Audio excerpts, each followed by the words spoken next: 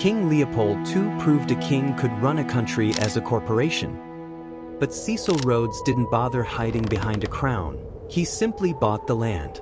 He took Leopold's brutal blueprint and industrialized it, locking down the world's diamonds and building a £1.1 trillion empire on the wealth of southern Africa. This is the secret audit of the man who turned artificial scarcity into a global monopoly. In 1871, everything changed. Diamonds were discovered beneath a dry, unremarkable hill known as Colesberg Copy, sitting right on the farmland of two brothers named De Beers. Within weeks, the quiet landscape vanished. Thousands of frantic prospectors descended on the dry earth, rapidly transforming a humble hill into a chaotic, sprawling tent city that quickly swelled to 50,000 souls. Among the desperate hordes swarming the dust of the copy was a sickly, 17-year-old Englishman named Cecil Rhodes. Shipped off to the harsh climate of South Africa by his family just to recover from tuberculosis, he arrived with little money and failing health. But instead of returning home to England, he looked at the chaos, dug his heels into the dirt, and never left. Rhodes didn't start as a mining magnate. He started as a supplier to the chaos. Recognizing the miners' desperate need for water in this arid landscape, he rented out primitive water pumps, turning a tidy profit while others dug. He then bought a single, modest mining claim. But while others were obsessed with the dirt, Rhodes was obsessed with the math. He realized the real fortune wasn't in the risky business of digging diamonds, it was in controlling the supply chain. Between 1880 and 1888, Rhodes launched a relentless, systematic campaign to crush and absorb his competitors. Backed by a massive £1 million loan from the legendary Rothschild banking family, he outmuscled every rival in his path. The endgame culminated in 1888, when he forced a merger with his fiercest adversary, Barney Barnado, consolidating total control of the mines under one colossal corporate banner.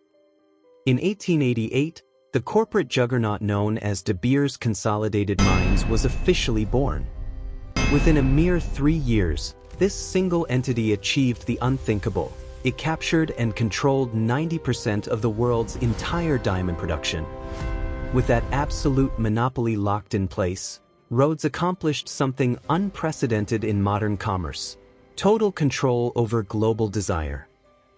Rhodes didn't just stop at owning the ground, he monopolized the entire pipeline. He engineered a powerful cartel known as the London Diamond Syndicate. This select group became the sole gatekeeper, purchasing the entirety of De Beers' massive output. By tightly regulating exactly how many stones dripped onto the market, the syndicate ensured scarcity, and in doing so, artificially fixed and maintained astronomically high prices worldwide.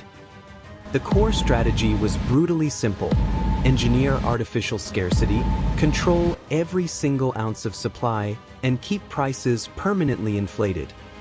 It is the exact foundational playbook used by modern tech monopolies and global cartels today. But Rhodes was only getting started. Capturing the diamond supply was merely the first phase of his grand design. This monopoly wasn't an accident. It was the first chapter in a global playbook of corporate dominance. We are auditing every villain of history who built an empire on the shadows. If you want to see the full ledger of these hidden crimes, subscribe to Time Recalls and join the investigation. Now let's look at how Rhodes used this diamond wealth to buy his own private army. With a mountain of diamond wealth at his back, Rhodes set his sights on a prize far larger than gemstones. He wanted an entire country. In 1889, leveraging his immense financial leverage and political clout, he secured a royal charter from the British Crown for the British South Africa Company. It was a terrifying precedent. A private corporate entity granted the sovereign powers of a government, complete with its own private army, its own laws, and the unchecked authority to conquer and rule. Modeled directly on the ruthless blueprint of the British East India Company, the British South Africa Company was granted terrifying sovereign powers: the right to raise its own private army, coin its own currency, administer justice, and annex land at will. Like King Leopold before him, Rhodes had successfully created a private state. But unlike Leopold, Rhodes wore no crown. He was a corporate pioneer, history's first true warlord. Rhodes's first major target was Matabeleland, the rich, sovereign territory of the Ndebele people, ruled by King Lobengula. In 1888, Rhodes dispatched his trusted associate, Charles Rudd, on a mission of deception. Through false promises, mistranslated terms, and glittering bribes, King Lobengula was tricked into signing a fateful document, unknowingly signing away the complete mineral rights to his entire ancestral kingdom for a trickle of cash, a monthly stipend, and 1,000 rifles that rarely arrived. By 1894, the British South Africa Company's violent expansion had achieved staggering proportions. The corporate state now controlled an uninterrupted territory of over 1.1 million square kilometers, an empire of land, minerals, and subjugated peoples roughly the size of France and Germany combined. Vanity matched the conquest. The entire massive region was officially renamed Rhodesia, branded permanently after its corporate founder. But the land was never empty, and its people refused to submit. The Ndebele rose up to defend their sovereignty. To crush them, Rhodes unleashed his private paramilitary force, the British South Africa Police, wielding a terrifying new tool of industrial warfare. In the First Matabele War, the devastating Maxim machine gun was unleashed in combat for the very first time. 5,000 Ndebele warriors were slaughtered in a hail of mechanized lead, proving that corporate conquest would stop at nothing. In the Second Matabele War, Rhodes deployed a different, more chilling kind of power. He walked entirely unarmed into the hostile Matopo Hills, facing the Ndebele leadership face-to-face, and negotiated an end to the bloodshed, securing through sheer psychological dominance what brute force could not. When he died, his body was brought back to those exact hills. In a staggering historical twist, Ndebele chiefs performed the royal salute over his grave, a white conqueror buried as a king of the land he stole. But history refuses to be rewritten by a gravestone. Rhodesia was never a gift handed down by the Ndebele. It was stolen by force, maintained by corporate terror, and built on stolen land. That stolen name, Rhodesia, would hang like a dark cloud over southern Africa for decades, a permanent scar of corporate imperialism, until the blood, resilience, and unyielding struggle of the people finally broke the chains and birthed Zimbabwe in 1980. So what was the actual price tag of Cecil Rhodes's empire? Let's look at the ledger.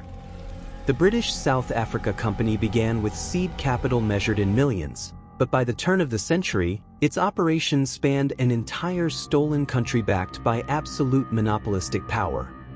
De Beers alone was generating astronomical revenues by artificially choking the global supply of diamonds, funneling unimaginable fortunes back to London while local populations were systematically dispossessed and taxed into forced labor. Adjusted for modern inflation, the economic footprint of Rhodes's combined mining, land, and corporate holdings scaled into a staggering multi-billion-dollar juggernaut.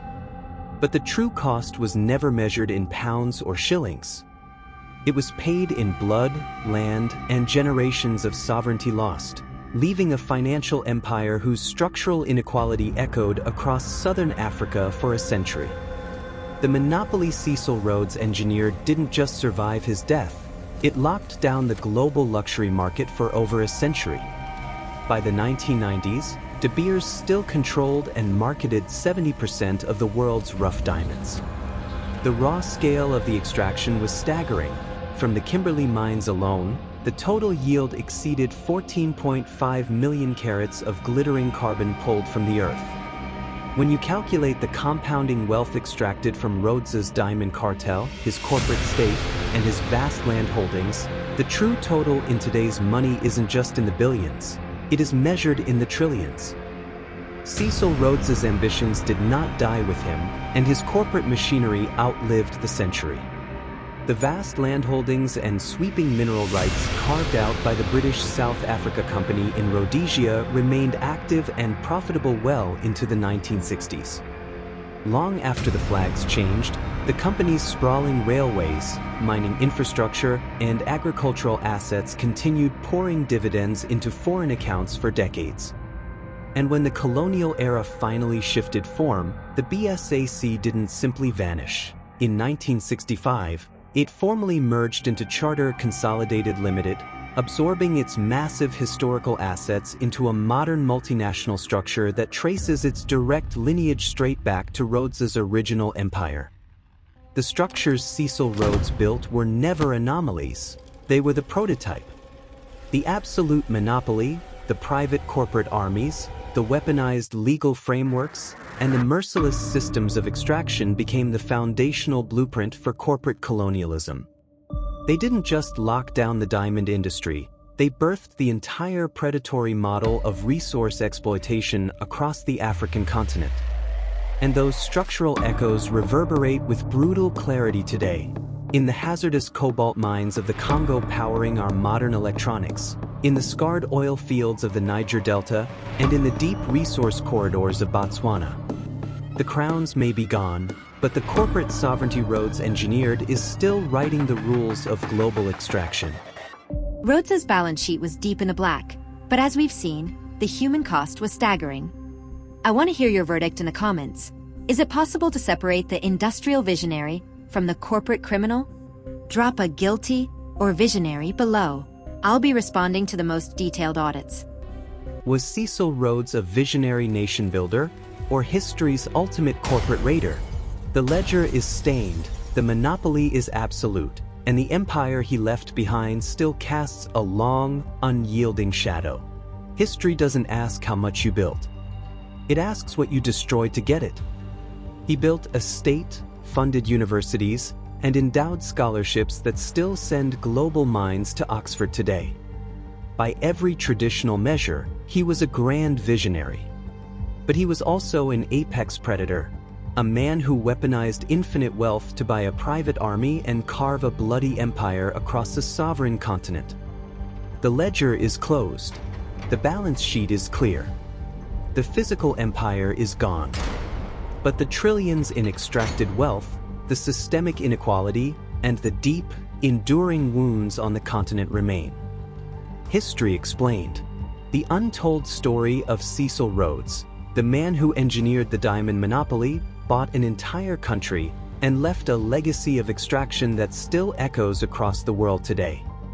But while the Rhodes ledger is now closed, the blueprint for industrial theft goes back even further.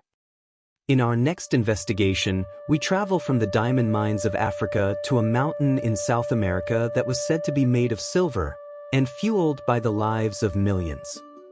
We are opening the books on the Potosi Silver Mountain, the original engine of global wealth and history's deadliest resource extraction. Subscribe to Time Recalls for more hidden history, the untold stories of the world's most ruthless leaders and the true cost of their empires.